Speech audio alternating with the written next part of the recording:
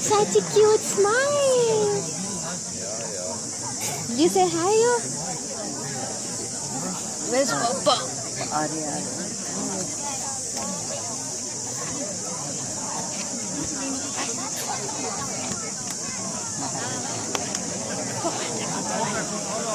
You see. Hot. Tēnā koutou katoa. Nau mai, haere mai, and welcome to Waitapu Thema Wonderland. Now, before we begin today, folks, just a few housekeeping things. For those of you heading back to the main park, please remember, this is an active volcanic area. So for your own safety, please follow the signage and the pathways we've provided for you. Also, traffic can be a bit hectic driving back, so please drive carefully. And a big thank you for those earlier for your cooperation in the park. Thank you. Awesome. So, those of you that are wondering, how do we erupt the guys every morning at 10:15 a.m.? What is this sorcery? So, this form of sorcery alchemy actually comes in a form of surfactant. So, the story behind this goes back a couple of hundred years, about a century ago. So, not far from where you folks had actually parked this morning, there was actually a prison. Now, the job of these prisoners there was to do the planting of the pine trees, what you see behind me.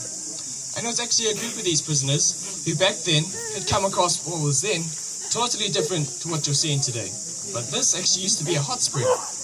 Now, times were a lot harder back then. They didn't have the modern conveniences we do these days, such as hot water and that. For them, they had to light the fire, boil the kettle, and then use that to wash their clothes with. So, discovering this hot spring was a blessing to them. Now, during one evening when they had come down here to rinse out their clothes and such after a hard day's work, one of them made the accident of dropping the soap into the hot spring itself. And that's when they got an awful surprise. You see, the hot spring erupted, the clothes went skyward, and they went running into the bushes butt naked, fearing what Mother Nature had done. So, we now know how this effect took place. You see, below my feet there are two chambers. Now, these chambers are similar to the shape of an hourglass. The top chamber itself is 70 to 90 degrees Celsius. The bottom chamber, however, is beyond that. It is 150 degrees Celsius, so this is past boiling point. However, the cooler water on top keeps it down and suppressed. Now, naturally what will happen is a seismic activity or an earthquake will shake these two levels up. And when this happens, the bottom temperature, or water, will superheat the upper chamber. And this is called a hydrothermal flash. As an example, in a split second, if you had 1 cup of water, you'd have 1,000 cups of steam. So, to put that in relation to this geyser here, this is about 30,000 litres below my feet. So this is a lot of pressure. But today we're going to do something else. We're going to more or less trigger the geyser. See in my hand I have this here, surfactant. Now this is more or less a raw form of soap. It's had all the chemicals taken out that are used for stronger cleaning. So it's at its basic purpose. It's more or less the texture that will split these two temperatures and cause them to merge. So that's what we're going to do today, folks. You look. See. See what's going to happen. No, here.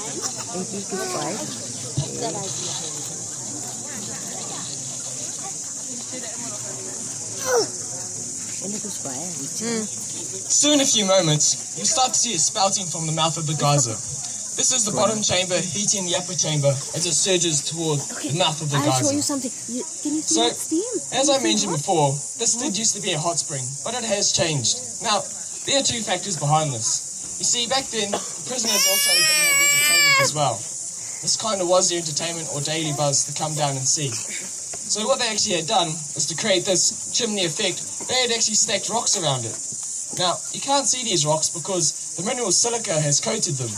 Now, this mineral itself is in the water, and every time the geyser erupts, it sprays the area and the surrounding places with the mineral, leaving it its coat, colour, form and shape. You see? Oh, bubbles! Now, the name Lady Knox. Lady Knox herself wasn't a prominent woman in New Zealand history, but her father was. He was Lord Ranfurly.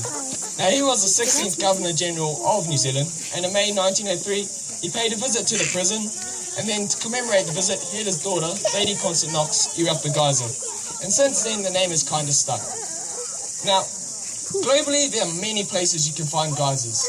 However, there are three main parts. We have Yellowstone National Park in America, Kamchatka in Russia, and also in parts of Iceland. Now, it is actually the Icelandic language that gives us the word geyser. Simply translated means to gust forth. You see, down here in New Zealand, we do not call this a geyser. A geyser to us is a two-legged old dude. This is a geyser. So 8 times out of 10, she does put on a good show and she will sustain.